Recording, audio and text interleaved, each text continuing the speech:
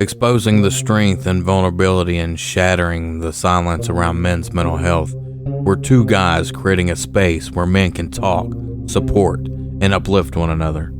In a world that often misunderstands us, we're here to break the stigma. Join the conversation, empower yourself, and let's redefine what it means to be a man. This is the Untamed Truth Podcast. Tune in, speak out, and let's grow together. Ever wonder where it all fell apart? One day you're a kid with big dreams, the next you're a man who can't face his own reflection, hauled out, just trying to live. We've been there, scraping through the muck, and we're not alone. A friend of mine hit me with some heavy shit the other day. He said, I'm alive, but I'm tearing myself down every step.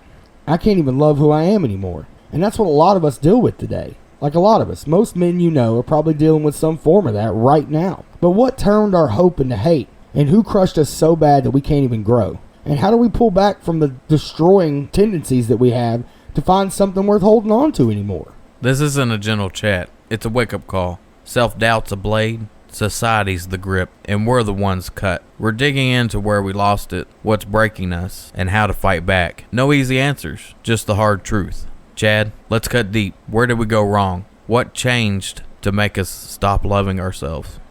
So let's go back to when we were a kid. So let's think about it. Like we're talking about how we got to this point in our lives where we don't love ourselves anymore and where we have no hopes. I know when I was a kid, I had lots of dreams. You know, I had lots of things that I wanted to be, lots of things I wanted to do. But the fact of the matter is I don't think I ever realized what it was going to take to get to where I thought I was wanting to be when I was a kid. I don't think I ever took into consideration that there's a whole lot of stuff that life throws at us that I didn't account for. So what were your dreams as a kid?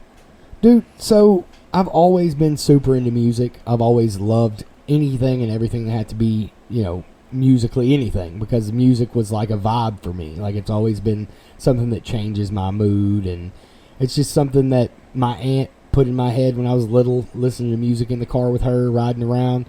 And I always told her, I was like, Aunt Connie, I'm gonna be a radio DJ. That's what I really wanted to do, because the radio was a big thing then. So I was like, I want to be a disc jockey. I want to be on the radio. I want to talk to people. I want to be on the radio. I want to play music for people. I want to do these things with music. So I always dreamed about doing something that was in the music industry or in the entertainment industry like that. You know, something that had to do with music. That was always my big thing. Right. So get this. My mom always told me that she thought I'd be a preacher. A preacher? A preacher. She always thought I'd be a preacher growing up because, like apparently I was I was a really good kid, and like I followed the rules. I followed the rules, but so back when I was a kid, we went to church more and stuff. Yeah. Like, well, I went with my grandfather and stuff like that, and like that's kind of how I was raised, and she thought I was always going to be a preacher. I guess by the way I was talking, she never went into detail about it, but you got to ask her about that. But my dreams as a kid, like I always wanted to be like a doctor. My big thing was be a vet. Like at one point in time, I really wanted to be a vet. That was just something I wanted to do, and which turned into. Later on down the road, I got into computers because we got a personal computer. Yeah. Like, you remember when you first got a personal computer? I remember that. Dial-up internet, boy. So, well, my parents they had a computer they used for business. Yeah. So did your parents run a business, or was it just for your dad's trucking stuff? So, they had a business. Okay. It was a trucking business there for a while. And then I always wanted to play games, stuff like that on it, because, you know, you always want to play games on a computer, absolutely. Right? Remember like what? Solitaire was like the first thing everybody... I played stuff on DOS. No, this was back before that. When all you had was that little worm. Yeah, Snake. What was that? Snake. Was it Snake? Yeah, it was Snake. I had it on my Nokia phone. Yeah, you had like that. You had Pong. Yep. There was something else I don't remember, but it... Minesweep? Remember Minesweep? I don't... That was later, I think. I think that was later, because we're talking about like DOS. Like the floppies are almost as big as our laptops now. Yeah, I used to have on the computer. It was at my cousin's house because we didn't have one of those computers. We got a Gateway when Gateway started becoming big, the Cowbox. But my cousin had a one with the big floppy disk, the big 6-inch floppy disk, and we had like a surgery game where you played and you would have to cut people open and take like a take like a tumor out and then sew them up, and like if you messed up, then you kill them. Yeah, so that was my introduction to like playing games. So we had that one, and then we got a personal computer. You know, when Windows came out, like we had I think it's Windows 90. Windows 95 is the one I remember. Yeah, I think that's the one. The first one I remember is 95. But I wanted a computer for Christmas, and I got one. Ever since then, I wanted to go into the technical field. Yeah, so you went from being a vet or a doctor to being something in computers. To being in something in computers. So, you know, throughout this time, you know, I'm flip-flopping between what I want, but, you know, I always wanted to do something. I had a dream to do something. And as a kid, it really changes over time. Like, things change. But that's something, like, for me, I can say that it evolved from wanting to be a radio disc jockey into being like a musical talent, but I have no musical talent, so I was like, you know, I can't sing, I can't dance, I'm fat, so what can I do? Well, for me, I think the spark kind of died with a lot of that, with like my before dreams, because, you know, wanted to be a firefighter, I wanted to be an astronaut. No, I never had none of that. Man, I really wanted to be, like, to this day, if I could, I'd be an astronaut, but I really want to be a space pirate. So I watched the explosion of, was it the Challenger? I'm not good with history. The Challenger, when the Challenger exploded and that teacher was on board. The one with the teacher. Cheater. That's what I am now. I'm a cheater. I'm a cheating teacher. Yeah, no, but I watched teacher. that. I watched that happen as a child, like little. Yeah. Like, so I never really, I was like, I'm out. I'm done. I don't want nothing to do with it. That space has fascinated me. Oh, it's absolutely fascinating, but it can stay up there, and I'm going to stay right here. A lot of those dreams, I think, kind of died when, as I got older, and I kind of realized how much schooling I'd have to do, and I hated schooling when I was little. Yeah. I liked it in the beginning, but then as I got older, I started hating it because it just took up my time. Like, I was like, I don't want to do this. I want to go do something fun. Like, this is boring. Yeah. Like, I don't care about learning about math and English. I don't care. Like, I want to go dig a hole and burn some wood. I don't know. Like, everything changed when I got older. You know, you start in with the grind. You know. Yeah. Well, the concept of money comes in, and then that's where the grind comes from. Like, once you realize what money's about, and for us, money was like so it was worth as much, I guess. I don't know how to say that. Like, money wasn't that available. You know what I'm saying? Like, we would turn in bottles to buy snacks as a kid. Yeah. And that's when we started like figuring out that, money is a big deal. We have to have this to do anything fun. Yeah, and I really think that changed things. It did. It really did. It really changes your perspective to, you know, like, pursue something more for money than it does for passion. Rather than passion. Yeah, absolutely. And I think that's where the grind really comes from. Like, we grind once we figure out that money is what we have to do the things we want to do. We have to start grinding on something. And that started a lot for me when I went to. So I got out of high school, went to college, and I went to college for computers because that's something that I had a passion for at that time. Yeah. And throughout the process, I had to get a job so that way I could support myself. Yeah. While I was in college, and it ends up being such a grind because you're trying to balance both things. And that's a hard part, is to balance it.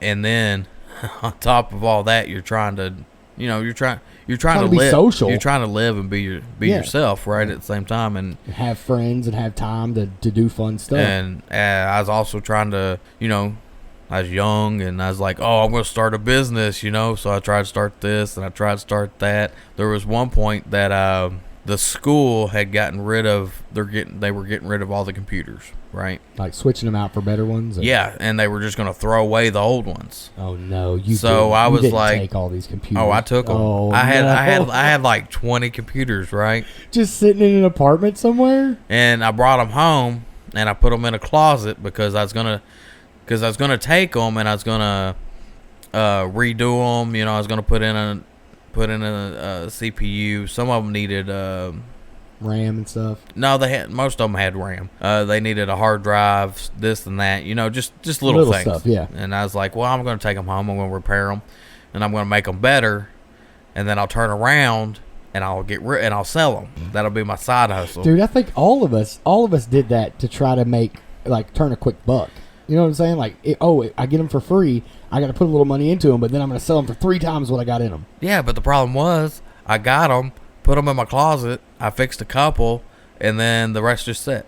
Yeah, that And happens a lot. that happens a lot. Yeah. But I was trying to start this. I was trying to start that. Try to start a business here. Do this. You're trying all kinds of stuff, and eventually, you wear yourself out. Yeah, I mean, And by the end, sometimes you feel really empty inside because you feel like you've accomplished nothing so far. But I mean, it's about the journey to get you there. But like along the way, you hurt yourself so much by putting all of yourself into another endeavor and trying to push towards it and push and push and push. And like you come to a point where it's like, dude, what am I doing? Like, where am I at? What do I even have from what I've done thus far? I was in my, I'd say mid-20s, 27-ish. And I'd worked in auto body and paint for basically since I was 13. And that was never my dream. That was my dad's dream. My dad wanted me to do this and do that. And I started the business with him and tried to do everything I could to better the business and hustle and do all this stuff. But at around 27-ish, I had gotten married. I was getting ready to start a family, or I'd been trying to start a family. And I had to make money to provide for me and my wife and my soon-to-be kid, So, like, I just had to turn off all of my wants and my dreams and just struggle to make the money to provide and to pay the bills and to, be able to go places and do things to make memories and all of that stuff. And I don't know, it took me a while of doing that before I just started being numb to it. I was like, oh, well, it's just another day. Every day you wake up and it's the same thing. You get up, you get dressed, go to work. You come home, you eat, you shower, you go to bed. And it was just day in and day out, just the same thing over and over. And I was literally running on nicotine and energy drinks. Like that's what fueled me to be able to do anything I could do.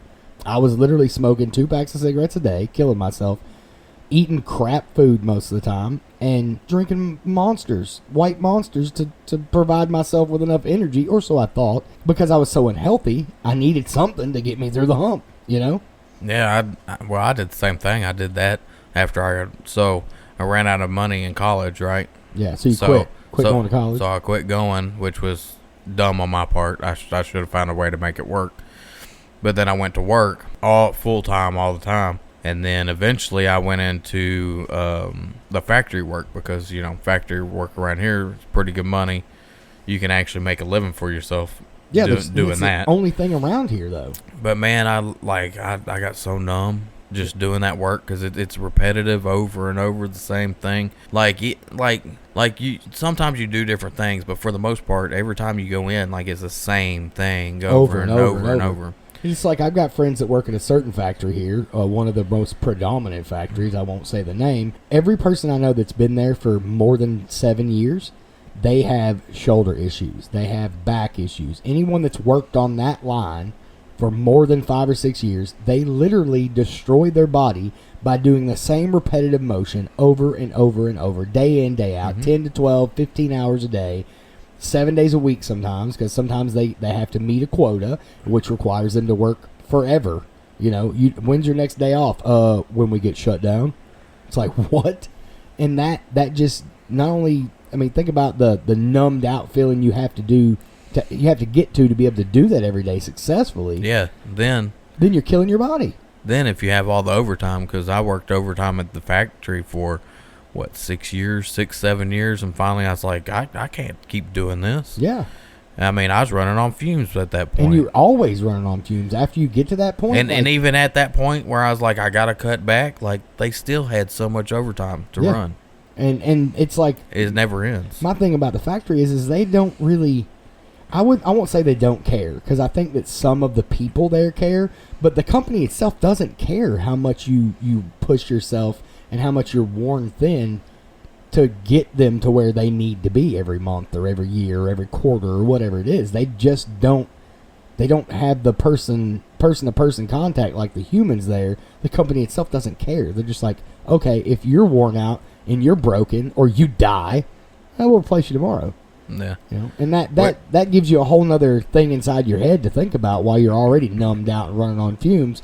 it gives you another thing like they don't care about me. Yeah, because you just feel like another number anymore. Yeah, and that's all it is. The human aspect feels like it's been pulled out and like it's all numbers now. It's all robotic. You're just a robot for the company. Yeah. I tell you what, like a few years ago, that's when it really hit me, and like I was like, man, something's got to change.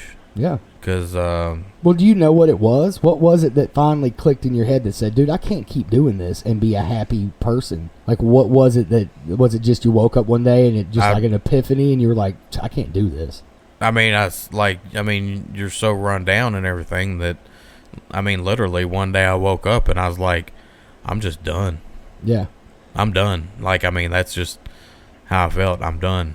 Well, the thing that made me realize that I had to do something different is I was slowly, my vision was slowly degrading, and I wouldn't come out and say it out loud to anybody. Like, people knew because like my driving was horrible. People refused to ride with me, and I was like, oh, shut up, I just drive crazy. I don't drive crazy. I've never drove crazy because I'm scared to drive crazy. I don't want to wreck, right? Right. But like I would like drive off the edge of the road, or one day I hit a mailbox with my side view mirror on the passenger side, and they were like, "Whoa, dude, what did you do?" And I'm like, "What are you talking about? That was a stick hanging down from a tree." And they're like, "It was a mailbox." I'm like, "No, it ain't." Well, so I ended up getting fired from a job because you have to think my job requires me to have good vision to see the things that I'm working on, right? Well, I didn't realize that it was it looked good to me, and that looks great. What are you talking about? And then they'd be like, come and look at this. And I was like, oh, shit, how did I miss that? How did I miss that? There's no way.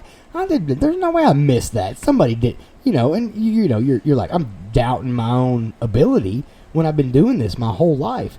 And finally, it just came to a point where I was like, I'm going to go get a different job. So I went and took a test to become a bus driver. And they tested my eyes, and the eye doctor came back in. She's like, I gotta go look at something real quick. So she walked out of the room, and I'm sitting there like, come on, I need some new glasses. I gotta get this job, man. It's gonna be great. And she comes back in and she goes, sir, cover this eye. So I covered my left eye, and she goes, read this for me. And I go, I was trying to cheat it, dude. I was trying to cheat it any way I could. I was like, maybe it's the same thing. And she changed it.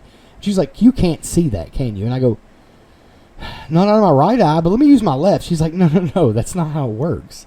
So she made me test, and she goes, son, you don't need to be driving yourself, much less a bus with 100 kids on it. And that's when it came into my head that, oh man, what have I done to myself? So all these years being numbed out, running on fumes, not taking care of my health, my physical health and my mental health, now I'm blind. Like, I'm literally so blind I'm not allowed to drive. So that's what prompted me to want to change and do something better. It was not only my physical health, but my mental health was struggling from it too, because you think, look at me. I've been doing this my whole life. Now I can't do it? That's a whole lot to take in for somebody that's been doing something that requires you to have really good vision to do your job. So that's whenever I was like, I gotta do something. Something's got to change. So it wasn't an epiphany for me either. It was a, hey man, you're blind. You can't do this anymore. Yeah. So, and then like once I think we get to that point, right? I think that's when we do. A lot of us, not all of us, but a lot of people will come around, and once that moment hits, they want to turn everything around. Yeah. And that's kind of where I went with the self-help and the like doing the whole mental thing. And then that's I've been working on it for a little bit, and then that's when I came to you about this podcast. Yeah. Well, it's definitely something that everybody needs. I mean, but we had to get to that point, which sucks. And I think that's another reason why we did this podcast, is because we don't want people to get to that point where, for me, it was my health and my mental health brought me to a point where I can't do anything anymore. I literally can't. But I don't want people to let it go that far. So that's why when you ask about, hey, man, we should start a podcast, I was like, yeah, about what? And then you started talking about it, and I sent you a copy of my book. Yeah. And my book was basically a self-help book. It was wrote for my dad, so, or started out for my dad. So, we got to get to the point. So hopefully this helps people get to the point before their breaking point. You know what I'm saying? Yeah, well, I like people to stop before the breaking point, because once you get to the breaking point, it can get pretty low. It can get bad. And like I said, like before you know it, you're in quicksand. But like once you get to that point, turn around and try to thrive, because everything else be in ashes. Yeah, I mean, let's look back. Where do we lose it? When did loving ourselves turn into just tearing ourselves down? Who put it in our heads? Who broke us so that we can't grow into what we wanted to be? Man, that's heavy. It's about as heavy as the weight of society. You know what I mean? Like if you bend, you're out. Cry. You're a little baby. You wanted to say it, but you didn't. Oh, I know, I do it too. Man, I wanted to say that B word so bad. But here's the thing. I mean, if you think about it, that is something that society does. And whether we say bitch or not, it is what it is. Everybody's going to know what word you are about to say. Yeah, they know it. Because but you think about it, like society calls feminine or even emotionally intelligent men, they say we're feminine. Yeah. So you can't be emotionally intelligent and you can't have any emotions, or that's what you're labeled as. And tell me that that's not something we all deal with. No, we all deal with it. 100%. And it goes back from when we were kids. Oh, I mean, absolutely. it goes all the way up till now. And like I never really thought about it till I really started doing some of this research. Research and stuff on it. Mine's watching other podcasts and stuff, and like other like inspirational speeches and stuff like that. That's when I started to realize how messed up that I was about not crying in front of people or not saying what I needed to say to make myself feel better. Yeah, and like early on in our childhood, we see this through more adult males, and we echo it. Role models, yeah. Some of our role models would say stuff like that, and we'd be like, or just like think about the '90s action movies. All right, yeah. Think about Arnold.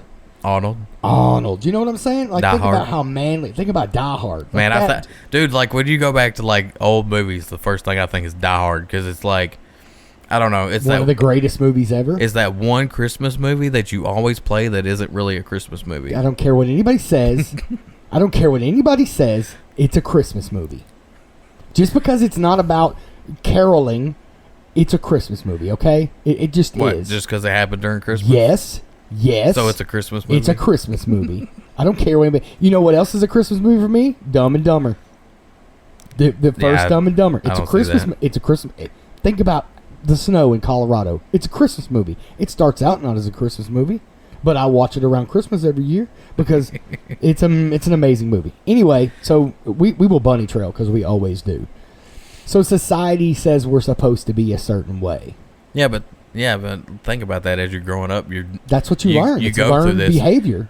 And you develop all those scars as you're growing up, right? Yeah, absolutely. You know what I'm talking about? Yeah, 100%. And then by the time that you're an adult, don't be a sissy about it. By the time you're more of an adult male, like that's ingrained. A lot of that's just you just do it. I mean, that's second nature now. There you go. It's learned behavior. Absolutely, I agree. So society tells us we're supposed to be one way, and that's why men's mental health has got as bad as it's gotten. It's horrible now to think about. Like, I don't even know how much of I forget the statistic aspect of it, but 90% of self-harm or self-deletion it's men. It's men. It's adult males who self-delete themselves. The majority. I'm not saying it doesn't happen with other, with women, but I'm saying that statistics say it's more men than women. And it's because we've allowed all these things to just society to just say this is how we're supposed to be. We're not supposed to talk about it. Well, I mean a lot of it's because we don't talk about it, and we don't open up about things that we should. Like I said, male friends. Yeah, they're not going to open up. That's what you need. You need male friends to open up to. Yeah, and you have to have real friends, and we talked about that a couple podcasts ago. But think about this. So like all this, you're growing up, you got all these scars. You're in the workplace now. And then all this is built up, and you see strong men, but they're just empty inside. What do you think about that? Well, I mean, it goes back to what we were talking about. Most of those people are a shell of themselves because they've had to grind and be numb because of their day-to-day job to provide for their family. Like, they have very little choices when it comes to jobs, and they have very little choices when it comes to options to do other things. They've had to, stamp out their dreams just to be the provider. So you think their growth is stalled? Absolutely. Based on what they had to do to provide. That's what I think. So, like in my case, which you do it too, we aim high. Oh, that's just... And we're chained low. Yeah, so I know that I have things that I'm not capable of doing. Even before I went blind, I knew there were things that I just couldn't do. And I would set the bar so high that I know I would never achieve it. And if I didn't get to it, then I'd be like, I'm not doing it. And I would psych myself out about it and just not do the things that I really wanted to do for fear of failing again. Because throughout my life, I've failed so many times. And technically, I did get back up and keep moving forward, but I never went back to a lot of those things. That's why I've had 50 or 60 different hobbies throughout my life that I did. I did this, I did that, I did this. Just like archery. I was getting into archery really heavy, and then I messed my shoulder up. Well, I haven't picked up a bow since then because I'm afraid I'm going to dislocate my shoulder again. And then I'm like, no, I'm not going to do it. So I just quit. I quit doing that altogether. Anytime there's something that I know I'm supposed to be, or I want in my head, I want to be up at the very top. I want to be as best as I can at it. If I can't reach that goal, I just quit. I just give up. I don't even try. I won't even start it. So my thing is that all of the things that have damaged me throughout my life, I'm the one that's done the most damage to myself by setting myself unrealistic goals and not taking those little wins and using them to my advantage to say, look, you got this far, but if you keep pushing, you can get to where you want to be. I need to take, and everybody needs to take those little wins and soak them in and just revel in that and say, look, man, I got up today. And sometimes that's what it'll be. It'll be just getting up today and not laying in the bed, or getting up and making your bed and just take a step towards better every single day.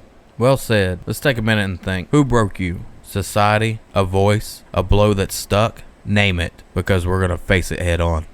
Day to day we crumble. What's it going to take to turn from this mess that's breaking us and love ourselves again? I think the first step really is facing up to the things that we think or we believe that are actually holding us back. Yeah, but I think that's a little hard to do sometimes, don't you? Yeah, I mean, I think it can be, but like the first thing for me was like realizing that I was setting unrealistic goals for myself, and I had to face that and say, look, man, you gotta take a step back and look at what you can achieve based on your skill set and based on the things that you can do, not based off the things that you can't do. You get what I'm saying? Yeah. And that was a big step for me. Yeah, that's perfectly reasonable, which I did the same thing there a while back. But then I think the next step is to, like talk to somebody. Yeah, but talking to somebody may not necessarily be, it's not the only way, obviously, but like building a cage around yourself only cages yourself in, and it doesn't allow you to experience stuff outside of the walls you put around yourself. You know what I'm saying? So sometimes you got to break down that wall before you can even talk to somebody. Yeah, but I'm talking about after, because like once you figure out what it is, then I'm saying, yeah, take that next step. Yeah, and you have to take the step. You can't just sit there and don't just go, oh well, this is what it is. This is why I'm here. Do something about it. And then you just sit there. Yeah. And then a lot of things for me is like having good people, like positive people, because negativity breeds negativity. So having like good positive people around me, friends that are positive people and not always in their negative and bringing that negative energy to me. It literally does nothing for you. You know how back in the day they were like, you pick your friends, and if you pick your friends based off this and that and the other, and they're bad people, then you're going to get labeled as a bad people too. I mean, it's kind of the same thing. Yeah, and I thought that was BS, but No, it's real. But it is real. If you run with a bad crowd, like that's what's gonna happen. You're gonna imitate the bad habits, and yeah, and you. so like what one of the big things that I have done is, I have, you can pick a mentor, but I pick somebody that I look up to, like in the business world or whatever, because I'm always trying to start Something, yeah. Yeah, I'm trying to figure it out, and like, because I want to have my own business, and that's one of my dreams, and I'm working toward that. And so I try to follow somebody that I can kind of follow in their footsteps, but it's someone successful that has made it. Yeah. It can't just be someone that talks it and has never made it. It's got to be someone that's made it, and you follow them because they've already done it. Yeah, because if that's where you want to be, if you follow somebody that's in a position where you want to be, like I want my life to look like this, if you're following that person and you put some of the things that they've done, and if they speak on it, and you can put some of the things that they've done in their life into play or into practice into your life, then you can get there too. Exactly. And if you're just following someone that talks the talk but never walks the walk, yeah, you're going to get bad information. Absolutely. You're going to end up being pretty much doing the same thing. You're going to be talking the talk and never walking the walk. Yeah, absolutely. Or you walk the walk and you're going to go down that fail walk again. Yep, and you're just going to fail over and over and over again. And it sucks to say that, but at the same time, like, if you're not learning from your mistakes, then you're not learning at all. Because if you keep doing the same thing over and over and expect a different outcome, I think there's a definition for that.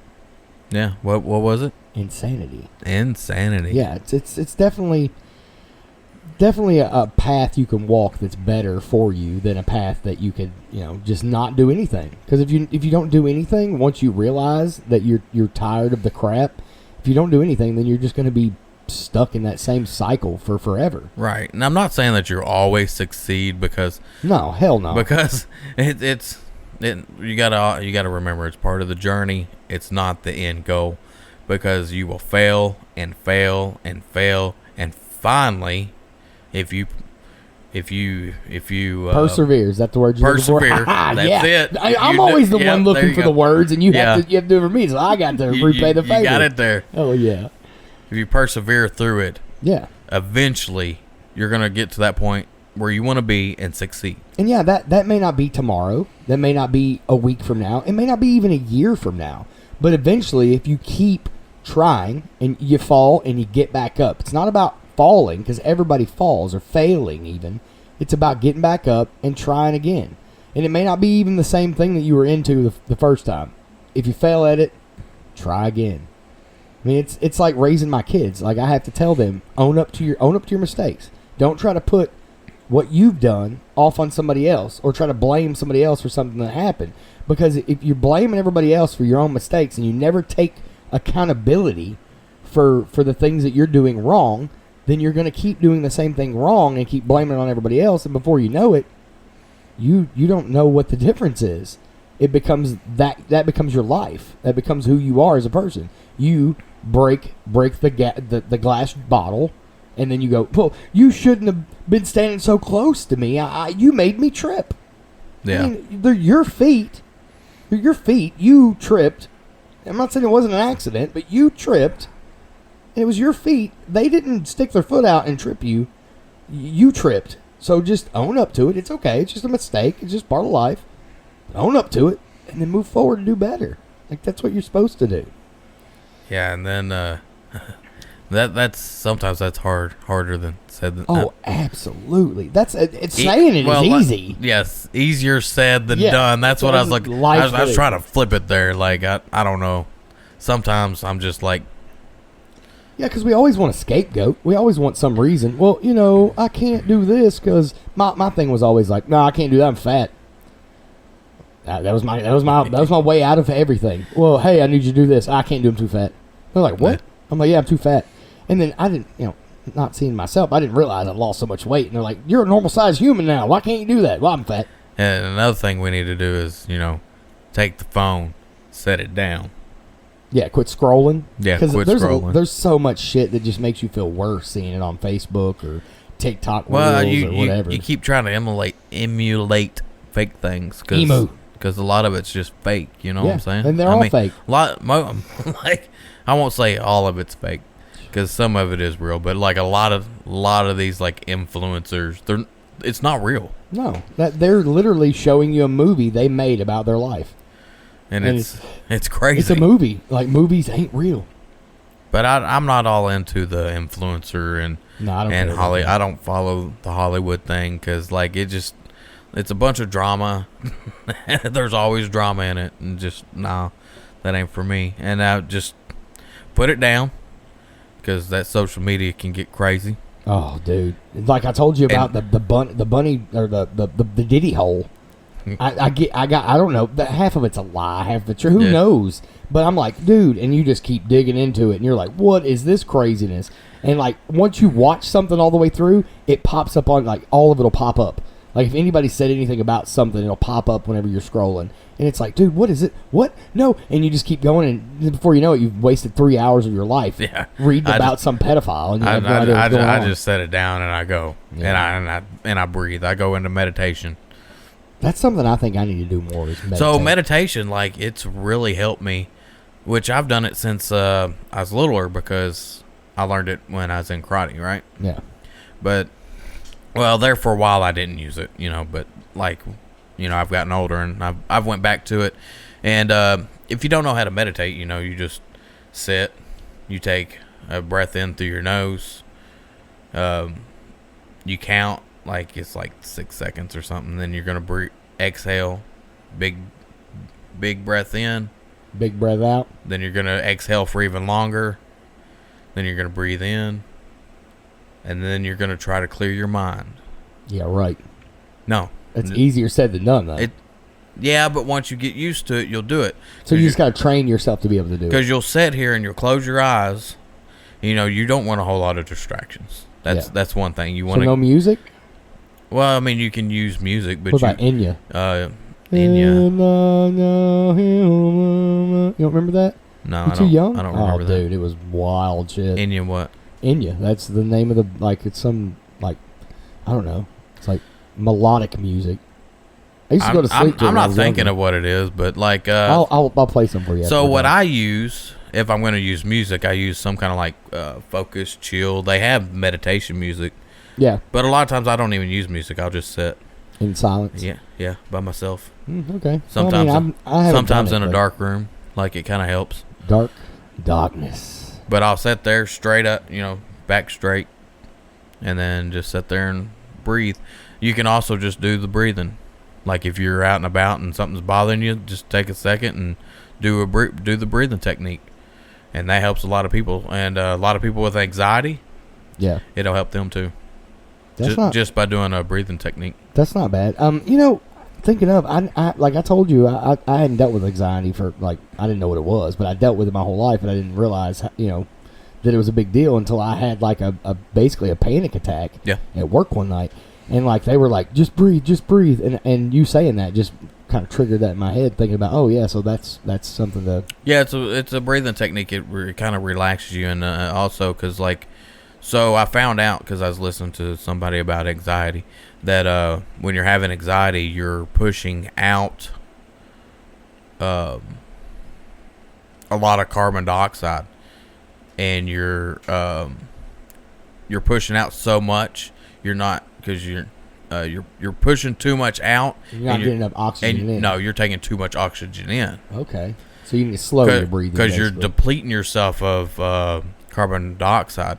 That's how come they used to do the bag. Yeah. Because when you had the bag... Oh, you're breathing into it, and it's carbon dioxide. You would breathe out, and you breathe back in the carbon dioxide. That makes perfect sense now. So I never understood that. I didn't either until I watched that video. Oh, okay. Well, that makes sense now. Which I was like... Mom blown. Yeah. I love things like that. Like, just, it's... When something you didn't realize was something, you're like, oh, yeah, that's cool. Dude, sometimes that makes my day. So another thing that I, that people need to do, and it's something that I've had to do, is set your sights on something. Like, aim towards something. And like we were talking about us, we both tend to set our bar way higher than we should. So instead, I mean, still set that bar high so that you have a goal, and it's a big goal. But like for me now, I set smaller goals. Like I have my main goal, but I set little achievements. So like going back to video games, we're video game people. Like I set like daily, weekly, and monthly achievements. Like I want to get this done this week. So like if I have a little mini project at the house, I'm like, ooh, so this week I'm going to concentrate on getting this done, and I'll get it done, and then I'll be like, boom, I got an achievement. So there's another way to do this, and I was kind of so when I was looking at doing goals and stuff, like I don't like to make my bed. I really think making my bed is pointless. Okay. Now some people don't think that, but I don't. But I do, because I think of it like this. So I get out of bed, I throw the covers back. What am I gonna do later on that night? You're gonna pull the covers back. I'm gonna come back. I'm going to, like if I did make it up, I'm just going to undo what I just did to get into bed to throw it back over me. So this is part, I get what you're saying. So, hold on. Okay, I'm holding. So, instead, in my head, because I throw the covers to the side, I'll get out, I'll go do my day, come back, I will get in bed, and then I just pull them right back over. So you don't, my bed's messy because I'm all over the place. But my thing for me is like if I feel like if I start my day by making my bed, the rest of my day goes pretty decent for my ADHD. So that's what a lot of people think, right? Yeah. Well, that's how I mean, I've only recently started doing this in the last couple years. So what I'm getting at is, so when you first start your day, your little goals: make the bed, brush your teeth, absolutely. I get, take a I get shower. Where you're going now, yeah. You know, if you work out in the morning. Okay, one of your goals is work out for 30 minutes. That's one of your goals. That's one of my goals to start doing. You accomplish these goals every day, right? So by the time that you get your day going, you've already accomplished all these goals, and it actually makes you feel better. Yeah, you have a feeling of accomplishment for the day already. Which makes my bed. Make my bed is not one of mine. Not well. That's one of mine, and it's different for everybody.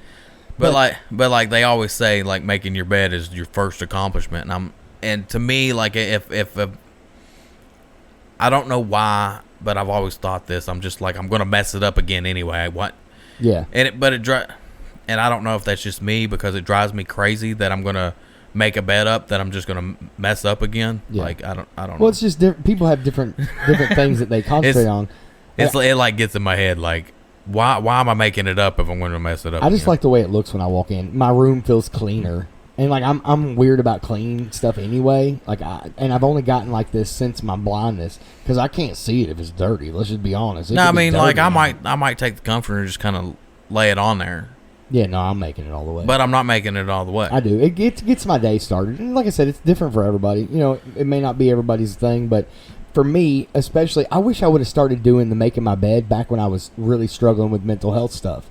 Because I think that if I would have done something like that, I would have felt a little bit of achievement, like you were saying. Mm-hmm. I would have felt like, oh, I actually did something today. Other than just being stuck in my dead-end job where I had this routine where I got up, went to work, worked all night, came back home, ate something, took a shower, went to bed, got up, did it. And it just so routine. It would have broke up. It would at least make me feel like I did something today whenever I was in the depths of it. And then after you get those are your little goals, right? Then you set a little bit bigger goal. So then so for the day, you're going to set a goal for the day. Like, I don't know. Let's see. Let's say you're going to vacuum the house. That's my big thing. Like every other day I vacuum my house. I got 3 dogs. But we're talking about like an everyday kind of thing. Yeah. I don't know. I don't know. I don't have any other thing like that. I cook a meal. That's one of my things. So like one of them, like a goal would be like something I want to work on. So that would be my daily goal. Yeah. So like let's say, okay, journaling. I journal once a day. Yeah. So you went to once a day now, not just every now and again. So I'm off and on. Like I'm still trying to get to where I do it every day. Like routine. Yeah. So like the thing is I'd like to do it twice a day, because I like to do it when I first get up, and then when I get back home, because if you do the journaling and then you write down the good things that happen, the good things that happen to you, and then you write the things you want to change. No, make better? So like you're wanting to write down positive stuff. Yeah. And keep all that kind of positive. And then my journal, I kind of write down anything that might be bothering me. Yeah. Because that's my journaling part. But for the other part with the goals and stuff, I'm trying to create positive stuff. Okay, yeah, that makes sense. Like I accomplished these goals today. I did what I set out to do. Yeah. And then like that's definitely going to help.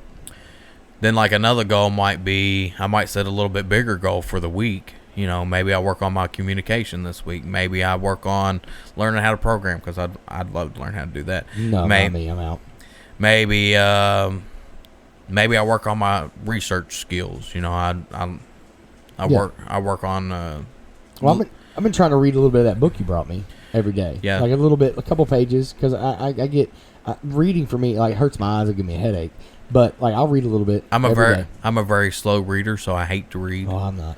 And that makes me mad too, because I can't read as fast as I used to because my eyes are so bad. Yeah. So like I think about just getting everything on audiobooks now, but it's expensive. They are. But even though I hate to read and I read slow, I read. Yeah. It's good for you. I went back to that. That's another thing to help you build on yourself. But I mean that on the goal part, I think that's where we need to be. Yeah, I mean set your aim, and aim at something.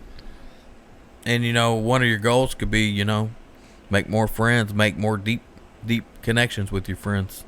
Yeah, 100%. I mean that's a goal that I have now, which is, it's a bigger goal, but will I ever completely hit it? I doubt it. Just as long as you're striving for it, that's all that matters. But that's just a goal of mine. Like, I mean, it don't have a set date. So there's a process to this. You got to face your fears, all the things that hold you down, quit holding on to the past, and grow the things that build you up. We all got to start somewhere, and once you guys get to that point, like, talk to people about it. That's the hard edge today. We've sliced into where we went wrong, who broke us, and how to change from tearing ourselves down to living real. This isn't a soft climb. It's a rough haul out of the dark. We've all walked that line, been to the edge, doubt so thick it buries you, the ever-growing thoughts that bring us down. But here's the truth. None of us are finished. We've still got a spark worth fighting for. We got to face our shit, drop our guard a little, and grow into the men that we want to be. Start today. Reach out and live it. Don't just talk about it. Be about it.